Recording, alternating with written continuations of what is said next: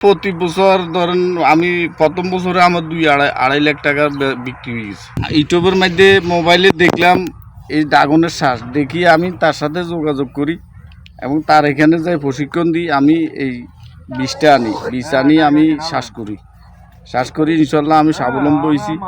5 বছর বিদেশ করি আমি কিছুই করতে পারি নাই, আমি হতাশ হয়ে গেছি।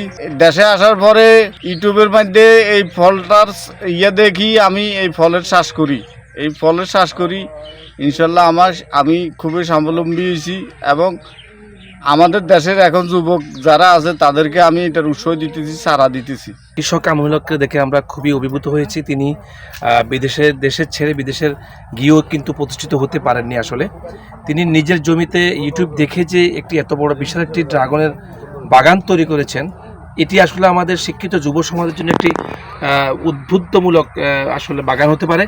এটা দেখে অনেকেই এগিয়ে আসতে পারে। আমরা যারা বেকার যুবক আছেন, এই আমিনুলকের বাগানটি একটি বেকার যুবকদের জন্য আসলে একটি উদাহরণ তৈরি করেছে। ইতিমধ্যে আমরা জানছি যে তিনি আরও বিভিন্ন যুবককে এখানে নিয়ে এসে প্রশিক্ষণ দিচ্ছেন, যাতে এই ড্রাগনটি এলাকাতে বিভিন্ন জায়গায় পরিত্যক্ত জমিতে যাতে চাষাবাস করা যেতে পারে। এতে করে বেকারত্ব দূর হবে, যেমন তেমন আমাদের কৃষি অর্থনীতিতে এটি বড় ধরনের প্রভাব তৈরি করবে এই অঞ্চলে।